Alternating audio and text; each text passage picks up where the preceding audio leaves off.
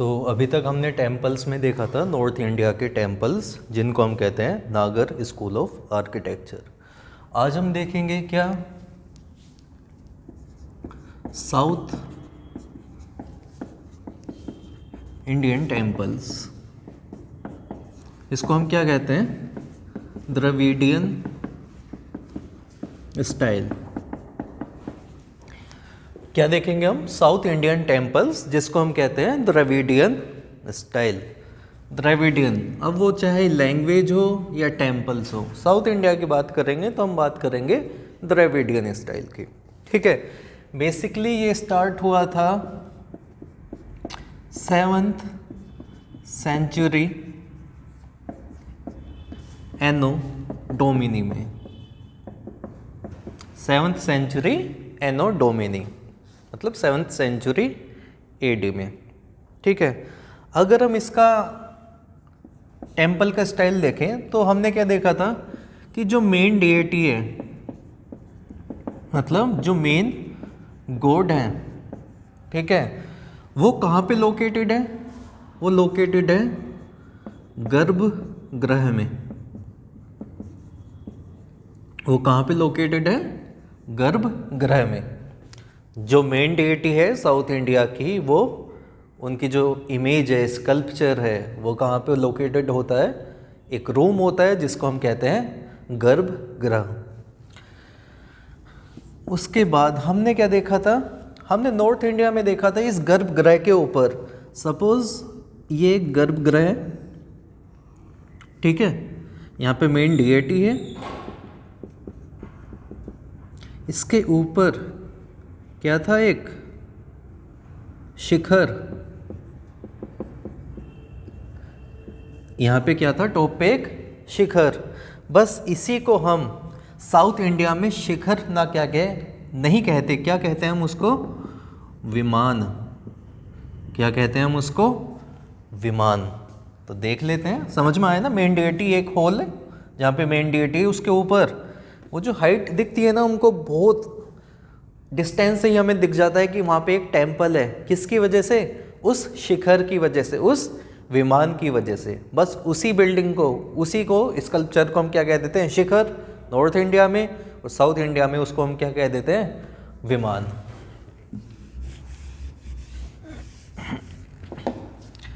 सो क्या होते हैं वहाँ पे? विमान। उसके बाद में हमने क्या देखा था? वहाँ पे मंडप्स होते हैं, ठीक है। क्या होते हैं? मंडप। कैसे मंडप? सपोज ये क्या था? गर्भगृह, उसके ऊपर ये विमान, और आगे आगे यहाँ पे क्या है? मंडप। अब इसमें मंडप में क्या स्पेशलिटी है? साउथ इंडिया के जो मंडप हैं वो क्या होते हैं? वो पिलर्ड हॉल्स होते हैं। मतलब ऐसे ऐसे बहुत सारे क्या है वहाँ पे? पिलर लगे हुए हैं। ये सब क्या है यहाँ पे? ऐसे pillar.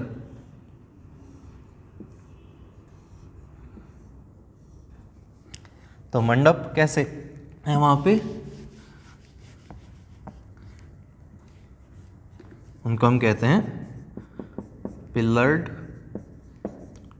Halls. This is basically for prayers. ठीक है, अब जो मेन कॉन्सेप्ट है, मेन जो स्टाइल द्रविडियन स्टाइल का हम जो निकल के आते हैं, वो हमें निकल के आता है गेटवेज से।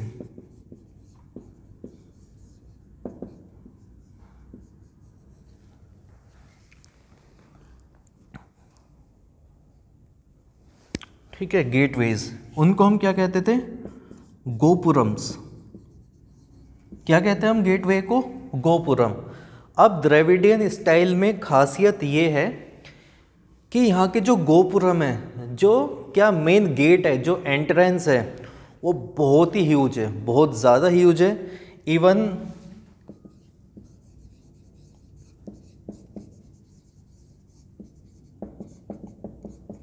बहुत मैग्निफिसेंट है, बहुत ज़्यादा ह्यूज है। इवन अगर हम देखें कि सपोज ये क्या, ये टेम्पल की हाइट है, मतलब इसको हम कह सकते हैं क्या? विमान। यही तो एक्चुअल हाइट हुई उस टेम्पल की। लेकिन अगर हम देखेंगे उसका गेटवे तो उसका बहुत ही बड़ा होता है। सो ये क्या होता था उसका गेटवे, यानी गोपुरम। तो आप कभी साउथ के टेम्पल्स देखोगे तो आपको क्या बहुत ही मैग्निफिसेंट, बहुत ही विशाल क्या मिलेंगे आपको, गोपुरम। यानी जो मेन गेट है, मेन जो एंट्रेंस है, वो इस विमान से भी बहुत ज़्यादा ऊंचा है। तो ये क्या देखा हमने, द्रविडियन स्टाइल। अब ये जो टेम्पल्स हैं वो किसी ने बनाए भी तो होंगे, मतलब कोई सी डायनेस्टी होगी, वहाँ के किंग्स होंगे जिन्होंने वो द्रविडियन स्टाइल के क्या टेम्पल्स बनाए साउथ इंडिया में। वो कौन कौन सी डायनेस्टीज थी वो देखते हैं हम।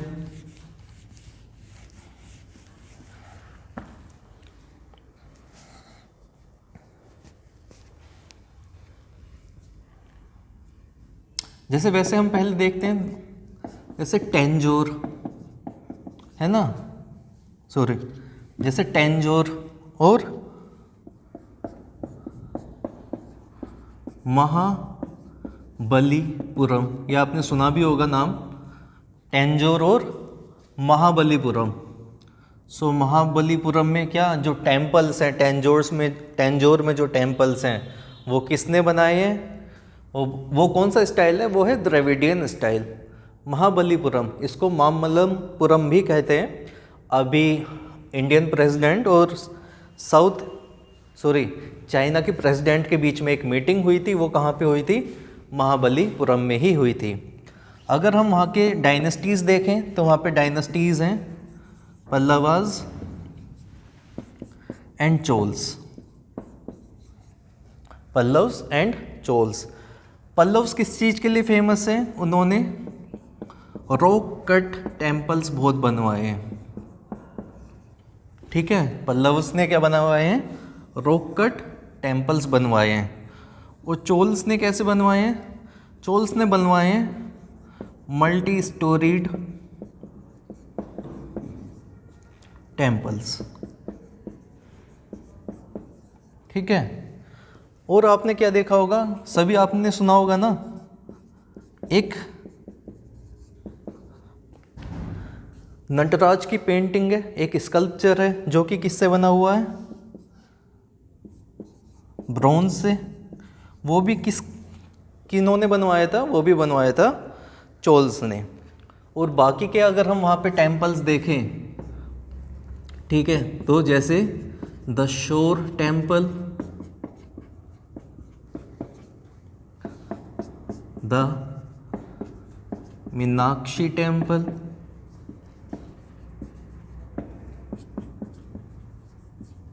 ये सब कुछ फेमस टेम्पल्स हैं द्रविडियन स्टाइल के। अब इसके बाद हम देखेंगे Vesara school of architecture.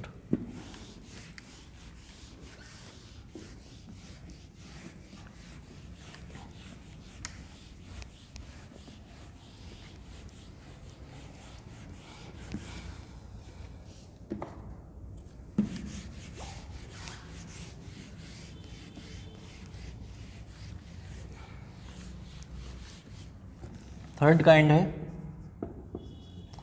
The Vesara style. क्या है, द वेसार स्टाइल। ये कहाँ पे आपको मिलते हैं, ये हमको देखने के मिलते हैं इन अ डेक्कन रीजन।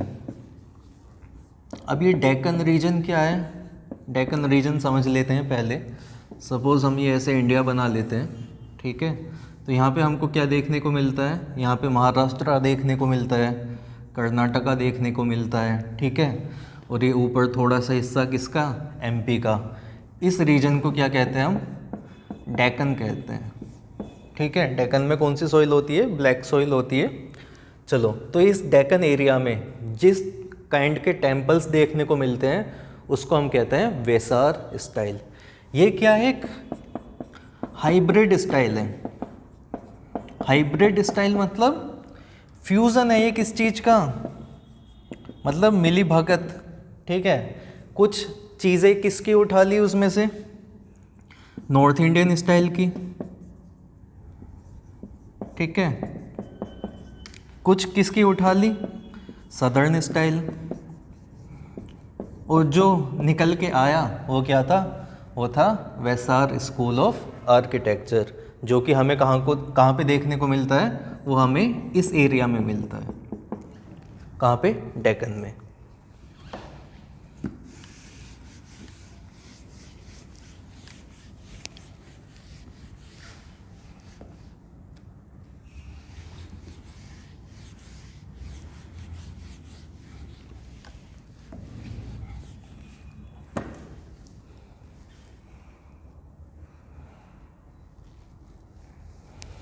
ठीक है, अब यहाँ पे भी तो कुछ किंग्स होंगे, कुछ डायनेस्टीज होंगी, तो वो डायनेस्टीज देख लेते हैं हम। ठीक है, जिन्होंने पैटर्नाइज किया इन टेम्पल्स को, वो थे राष्ट्रकूट्स,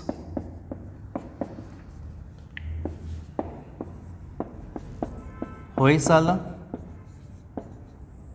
ठीक है, वो डायनेस्टीज कौन कौन सी थी? राष्ट्रकूट, होयसाला एंड चालुक्यास।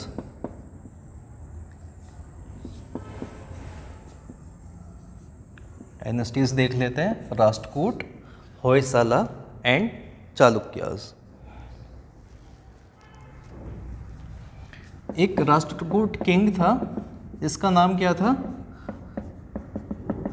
कृष्णा वन। कौन था?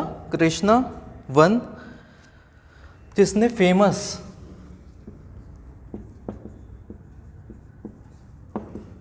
रॉक कट टेम्पल बनवाया था। ठीक है, जिसने एक क्या फेमस रॉक कट टेम्पल बनवाया था, जिस रॉक कट टेम्पल का नाम क्या था? The Kailash Nath temple. ये कहाँ पे है? एट एलोरा। ठीक है, एलोरा की आपने गुफा सुनी होंगी, वहाँ पे एक बहुत फेमस रॉक कट टेम्पल है जिसका नाम क्या है? The Kailashnath temple. वो किसने बनवाया था? राष्ट्रकूट डायनेस्टी का एक किंग था जिसका नाम था कृष्णा वन। उसने क्या बनवाया था? The Kailashnath temple at Ellora. और साथ में क्या, जो द एलिफेंटा केव्स हैं, जो एलिफेंटा केव्स हैं बहुत फेमस हैं, ये भी किसने बनवाई थी? ये भी बनवाई थी राष्ट्रकूट डायनेस्टी के किंग्स ने।